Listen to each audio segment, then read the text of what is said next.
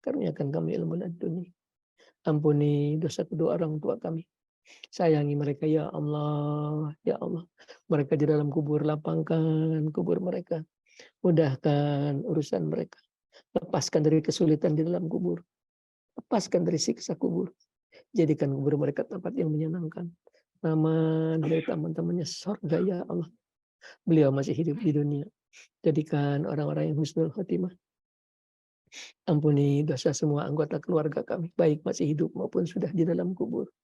Suami-suami kami, istri-istri kami, kakak-kakak kami, adik-adik kami, anak-anak kami, paripar kami, mereka yang sudah di dalam kubur. Lapangkan kubur mereka ya Allah, ya Allah. Penuhi kubur mereka dengan cahaya. Penuhi kubur mereka dengan cahaya. Lepaskan dari siksa kubur. Ya Allah, jadikan kubur mereka tempat yang menyenangkan. Raudatin min riyadil jannah. Mereka masih hidup di dunia.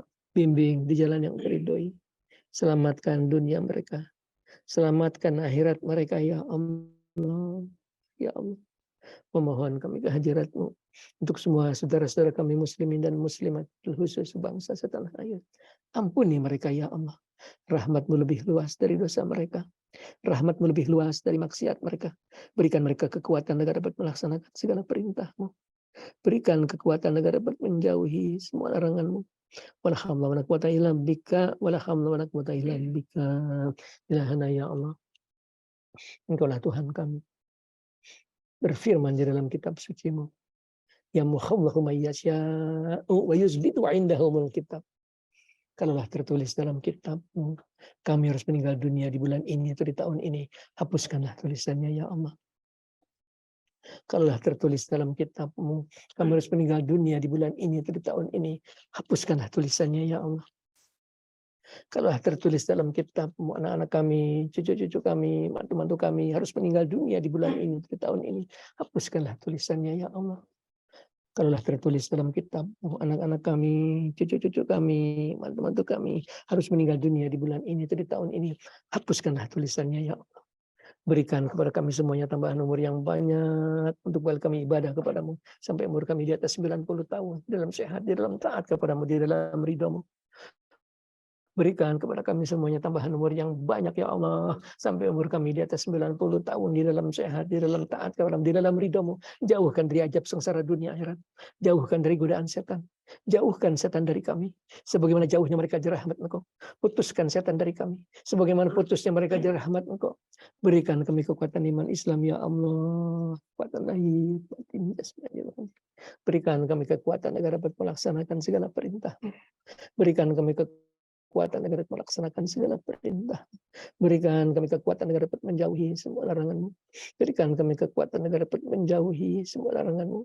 Wala haula wala quwata illa bika, wala haula wala quwata illa bika, wala haula wala quwata illa bika. Ilahana ya Allah. Limpahkan kepada kami rezeki yang luas, yang halal, untuk balik kami ibadah kepadamu ya Allah.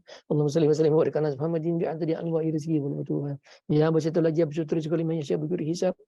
Ubsud alaina rizqan wasi'an halalan. Ubsud alaina rizqan wasi'an halalan. Ubsud alaina rizqan wasi'an halalan min kulli jihatin min huzaini wa bika bi kulli manati mahlukin bi mahdi bari wa karamika ya rahman. Allahumma ya hamid ya mubdi wa ya mu'id ya rahim ya madud ya zalim ya agdina bi halalikan harumika wa bi ta'atika maksiatika wa bi fadlika man siwak.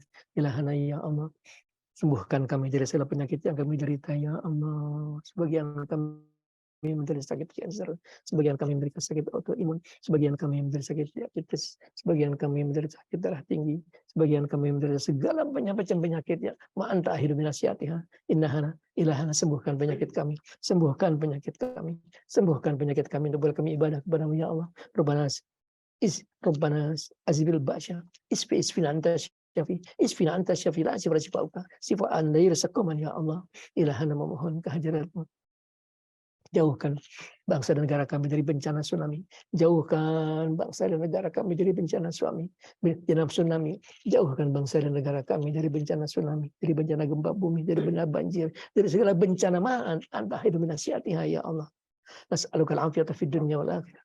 نسألك ربنا من جهد البلاء ودرك السقوى وسوء القدس الأعداء نسألك العافية في الدنيا والآخرة يا الله نسألك فرجا قريب وأصبرا جميلا ورزقا واسعا والعافية من جميع البلايا نسألك تمام العافية نسألك دوام العافية نسألك الشكر على العافية نسألك الغنى عن الناس ولا حول ولا قوة إلا بالله ولا حول ولا قوة إلا بالله اللهم طويل أعمارنا وصحي أجسادنا واقض حاجاتنا واغسل أموالنا ونوير قلوبنا وثبت إيماننا وأحسن أمرنا في طاعتك وطاعة رسولك لبدك مرضاتك واجعل من الفائزين في الدنيا والآخرة واجعل من الفائزين في الدنيا والآخرة واجعل من الفائزين في الدنيا والآخرة إلهنا يا الله يا الله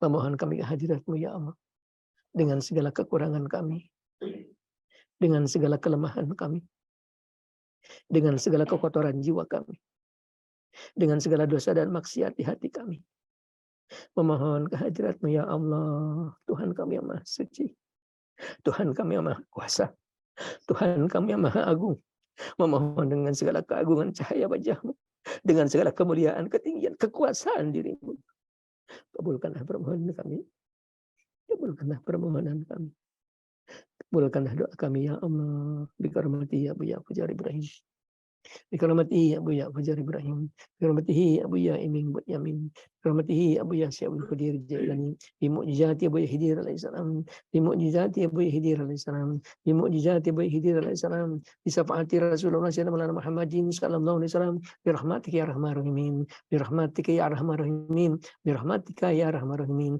birahmati azizul hakim birahmati aliyul azim birahmatika qawiyul matin birahmatika ya ghafurur rahim birahmatika salamul mu'min birahmatika ya lam yalid wa lam yulad wa lam yakul lahu kufuwan ahad birahmatika ya qudiyal hajat birahmati mujib da'wat wa sallallahu ala Muhammadin wa ala alihi wa sahbihi sallam mu'addada hunki wa radhi nafsihi wa jannat arshim bi kalimatihi subhana rabbika rabbil izzati amma yasifun wa salamun alal mursalin walhamdulillahi rabbil alamin hadratin nabi Muhammadin sallallahu alaihi wasallam wa bihi rahim al-fatihah alhamdulillahi minasyaitonir rajim bismillahirrahmanirrahim alhamdulillahi rabbil alamin arrahmanir rahim maliki yaumiddin iyyaka na'budu wa iyyaka nasta'in ihdinas siratal mustaqim siratal ladzina an'amta 'alaihim ghairil maghdubi 'alaihim waladdallin. Demikianlah. Assalamualaikum warahmatullahi wabarakatuh. Waalaikumsalam.